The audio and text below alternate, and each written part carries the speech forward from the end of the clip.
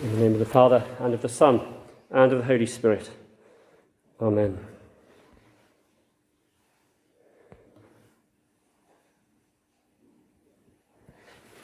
Our readings today talk about mountains and glory. Any of you here do mountains when you're on holiday? I was just talking to somebody the other day who said that they, I can't remember exactly what the location was, but it reminded me very much of Snowdonia, and Snowdon in particular, where people walk up to the top and then they generally can't see anything except for the other people queuing to get to the very top, in amongst the clouds, whether they've walked or gone up on the train. Mountain tops are extraordinary because one way or another, if we've got to the top, we put the effort in to get there. But if we're sort of more sort of lowlanders, we might have photographs and pictures of mountains, but there's something about a photograph of a mountain, even if we don't necessarily recognise it, whether it's got snow on the top or heather and pine trees, blue sky or whatever. There's something very moving, something very arresting about an image of a mountain. And one thing about mountains is that they are high, and in terms of sort of spirituality, things that are raised up are more important than things that are lower down. I'm sorry to say I'm standing up here, but that's because we understand that as I speak with us, God is speaking through me to us, and that word is important. And there are some churches where the preaching is deemed to be what brings us to God and God to us. That's your evangelical, if you're Church of England, and that's your persuasion. There are other churches that would say that it's the priest celebrating the Mass which brings us to God and God to us. And so the altar table can be higher up and more obvious even than the pulpit. United Reformed Church in the United Reformed Church in Halesworth, for example, the pulpit is very definitely higher up and more significant as a feature in the church architecture than the Lord's table on which they break bread. And there are some churches you may go to, particularly cathedrals, where the pulpit is almost as high as the altar. But things are raised up even at home. You know, we might put things that are a bit more precious, pills or cut glass, further up the sideboard than we do lower down. And I'm looking out across, and some of you have got cats, so that doesn't necessarily help. But usually we put things higher up, and that's better for them, and it shows that we value them more than if we put them lower down. And to some extent, our church buildings and our worship is important. It might not be physically higher up, but it might be further up on our list of priorities and things to do. And just as going up a mountain, it may be a bit of an effort for us, but it's certainly quite an effort for those who, for instance, don't really get or understand what goes on in worship, even as much as the little that we understand. And so they don't come through the door. If they do, they scarper quickly when they see the priest putting their chasuble on after they've been ringing the bells. For the most part, we have one or two notable exceptions. But it seems to me that we should recognise, just as we might like to walk up a mountain, there might be people we live amongst who really don't. They might like to look at a picture, but they don't really want that experience. And we might have an experience of church which is important to us, and so we make the effort, but perhaps we need to recognise that there are those around and about us who might not have the right walking boots or clothing to set them up to attend, or the right attitude. They might not get the same thing out of it that we do. Our first reading, we are told Moses was asked to go up the mountain, and when he was at the top of the mountain, God says, "Wait a moment, and I'll just get you the stone tablets that I've written the law on, and I'll get them to you in a moment." And whilst he was up there, after he'd made arrangements for the people to be looked after by Aaron and Hur, he goes up, and just like Snowdon, there's a cloud at the top, so I don't know what he was hoping to see when he got there. Moses enters the cloud, and he stays there for a long time, a month of Sundays, 40 days and 40 nights. And that expression is just like that. It's a month of Sundays. We kind of think of that. It reminds us of other occasions where we've described a month of Sundays waiting for operation or whatever it might be. 40 days and 40 nights. Jesus was tempted for 40 days and 40 nights. It's sort of about a month It's a long time. It's not just a week. And Moses is up there having this extraordinary experience. The appearance of the glory of the Lord was like a devouring fire on the top of the mountain. In the sight of the people of Israel, Moses was in the cloud. That's one of the strange features, it seems to me, about many of these metaphors we have for God. Fire on the one hand, in a small amount, in a grate, especially if it's a consuming fire, is warming. And it's a light and a joy, especially if we don't necessarily have one at home. We might have it in our holiday cottage or wherever. But if a spark jumps out and ignites the sofa and the curtains and the thatch goes up in smoke, it's a disaster. Fire.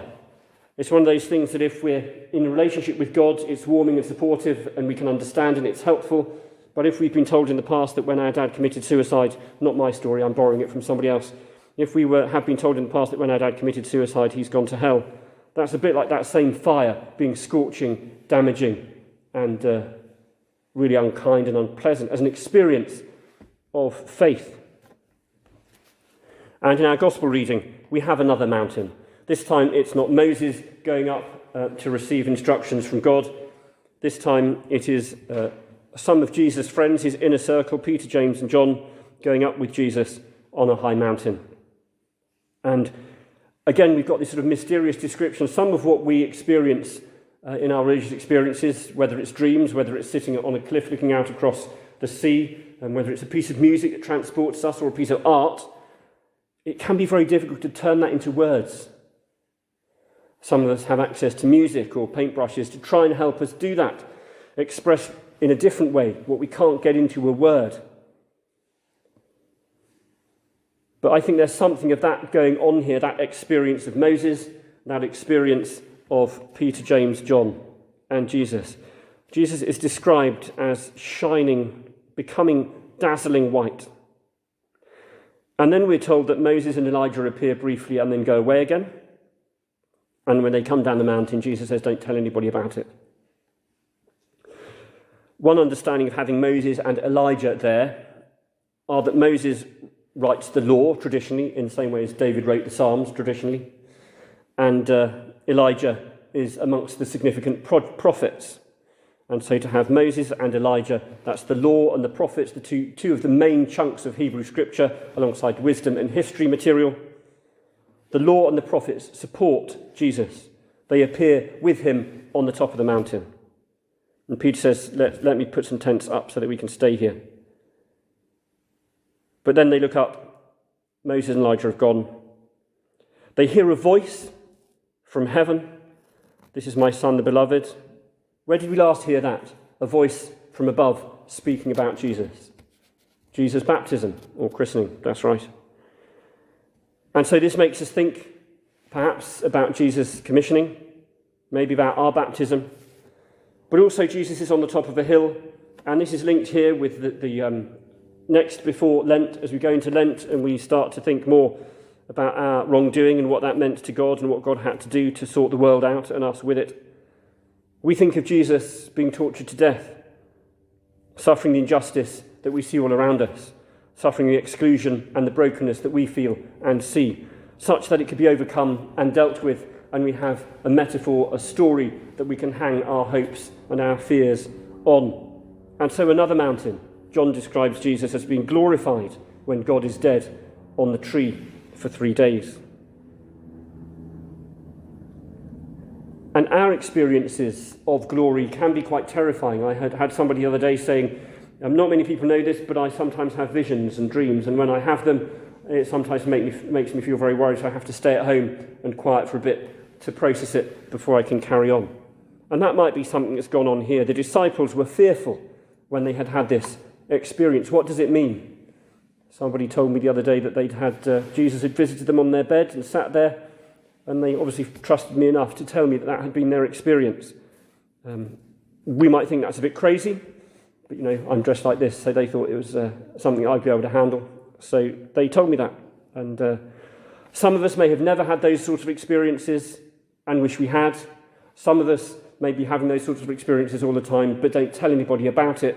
And it seems to me that there is a magic and a mystery and a glory and a mountaintop, a fearful and an encouraging element of what I might call the spirituality of our faith, which for me is a very important part of the faith, which is something that people who don't go up the mountain, who don't come to church, who don't pray, who are not open to that otherness, will not experience, will not understand. Maybe there's little point in trying to tell them until they come to us to ask. And how do we do that? There are ways into church, literally and figuratively, such as helping clean and tidy, whether it's the churchyard or inside.